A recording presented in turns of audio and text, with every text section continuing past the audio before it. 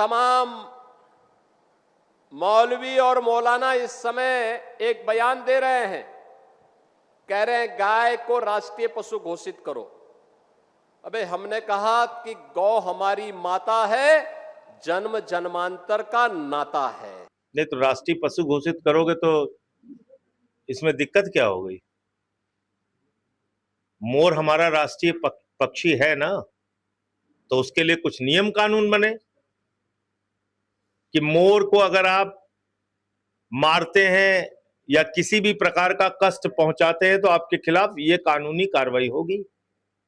तो गाय को राष्ट्रीय पशु घोषित करके आप कानून सख्त बनाइए और पूरी तरीके से संरक्षण दीजिए।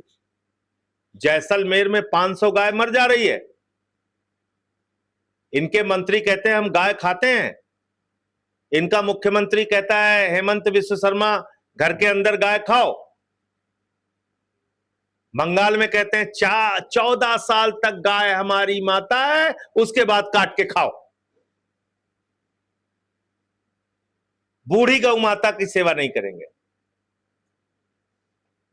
और यहां योगी जी कह रहे हैं गाय हमारी मां है, ये बताने की आवश्यकता है क्या? अरे तो कैसे 14 साल के बाद वो कह रहा है काट के खाओ? शुभेंदु अधिकारी कैसे कह रहा है काट के खाओ 14 साल के बाद? इसीलिए मांग हो रही है गाय को राष्ट्रीय पशु घोषित करो।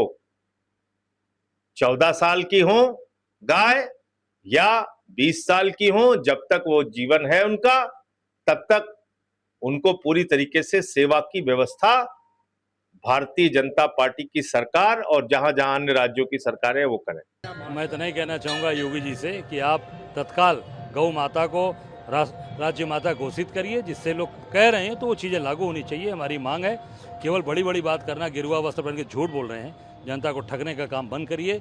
और जो गाली दे रहे हैं, जो आप मौलवी समाज को, मुसलमान समाज को गाली दे रहे हैं, ये बंद करिए। इससे कुछ नहीं होने वाला है। आप सबकी मदद करिए, सेवा करिए, गाली देने से काम नहीं चलेगा। मैंने कोई अपशब्द नहीं बोला, मेरे खिलाफ मुकदमे दर्ज हो गए। और मुख्यमंत्री गाली दे रहा है, अबे बोल रहा है, इससे साबित हो रहा है कि पूरी तरीके से मानसिक स्थिति खराब हो चुकी है योगी की। इनको तत्काल आगरा कि उनको जाके दिखाना चाहिए कि बिल्कुल गौ माता तो बोलती है ना, लेकिन सब लोगों का, मुस्लिम स्कॉलरों का, उलेमाओं का, हमारा भी ये डिमांड था ना कि बिल्कुल सम्मान होना चाहिए। सम्मान करते हैं हम।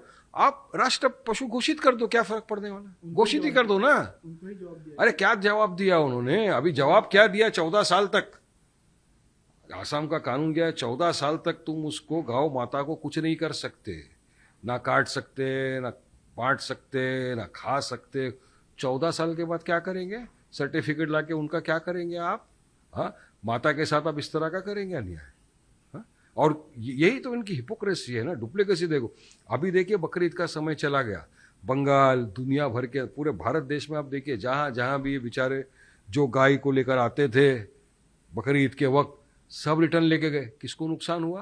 रो रहे लोग, रो रहा है वो इंसान जिसने 1 साल भर पाला पोसा बड़ा किया, सोचा था कि मैं मंडी में ले जाऊंगा, बिक्री होगी, नहीं बिक रहा है। तो ये लोग बोलते कुछ और है, करते कुछ और है, हो कुछ और रहा है। पशु घोषित कर दिए, जो सब मांग कर रहे हैं ना, राष्ट्र पशु घोषित कर दो। लफड़ा किसी विशेष राज्य से किसी विशेष सुविधा की आवश्यकता होगी, किसी विशेष प्रोटोकॉल की आवश्यकता होगी, तो वहां उस राज्य को, उस वर्ग को उस रूप में उद्घोषित करना ही पड़ेगा। बिना उद्घोषित किए कुछ नहीं हो सकता। आपने हमारे समाज में कुछ लोगों को ओबीसी उद्घोषित किया, कुछ लोगों को एससी एसटी उद्घोषित किया, तब ना उस रूप में उनको जो कुछ आप देना चाहते हैं दे पा रहे हैं। क्या जरूरत थी इस रूप में उनको उद्घोषित करने की? उद्घोषित किया ना।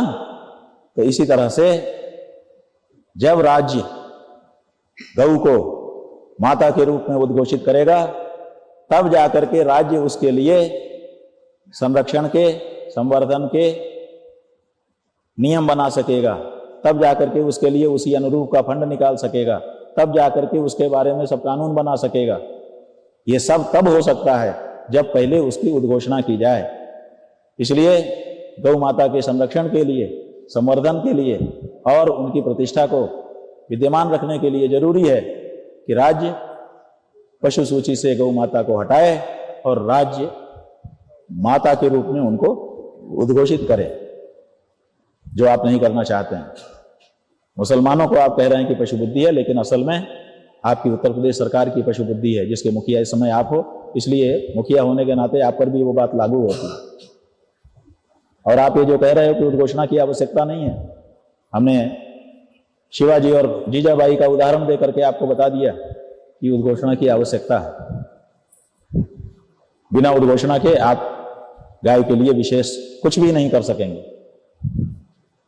आपने पशु सूची में रखा है, पशुओं के कल्याण के लिए जो कुछ आप कर सकते हैं उतना ही कर सकेंगे, लेकिन जब माता के रूप में उद्घोषणा हो जाएगी गाय की, उसके बाद आप एक अलग से उनके लिए प्रोटोकॉल बना पाएंगे, आप अलग से उनके लिए एक व्यवस्था बना पाएंगे, आप अलग से उनका सम्मान सुरक्षित रखने के लिए नियम विनियम बना पाएंगे। बिना उसके आपके द्वारा ये संभव नहीं है। इसलिए एक राज्य के लिए ये आवश्यक है कि वो जिसके लिए एक विशेष सुविधा देना चाहता हो उसको किसी एक विशेष शब्द से उद्घोषित करे। तो बिल्कुल एक माँ बेटे के बीच में परस्पर उद्घोषणा की व्यक्तिगत रूप से भले आवश्यकता ना होती हो, लेकिन एक राज्य को इसकी आवश्यकता है और वो आपको करना होगा। आपको माने उत्तर प्रदेश के मुख्यमंत्री को करना होगा। आप नहीं करेंगे तो आप जाएंगे, दूसरा आएगा, वो बैठ करके वहां उद्घोषणा करेगा, लेकिन मुख्यमंत्री ये उद्घोषणा करेगा। लोग जाग चुके हैं देश के। आप मुसलमानों को कह रहे हैं कि इनकी पशु बुद्धि है, इसीलिए ये गाय को राष्ट्रीय पशु बनाने की वकालत कर रहे हैं। आदित्यनाथ जी, अजय बिष्ट जी, हम आपको याद दिलाना चाहेंगे कि 2009-2010 का समय याद करिए। विश्व मंगल गौ ग्राम यात्रा निकली थी।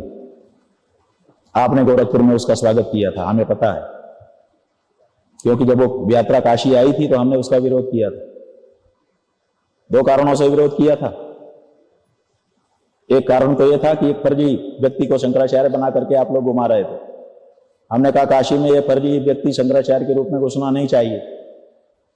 खबरदार, गाय का नाम लेकर के फर्जी आदमी को काशी में शंकराचार्य बना के आप लोग नहीं लाइए। इसके लिए विरोध किया था। और दूसरा, हमने उस यात्रा का इसलिए भी विरोध किया था कि आप लोग गाय को राष्ट्रीय पशु बनाने की वकालत कर रहे थे। आप और आपका वो संस्थान, जिस संस्थान से इस समय आप प्राण पा रहे हो,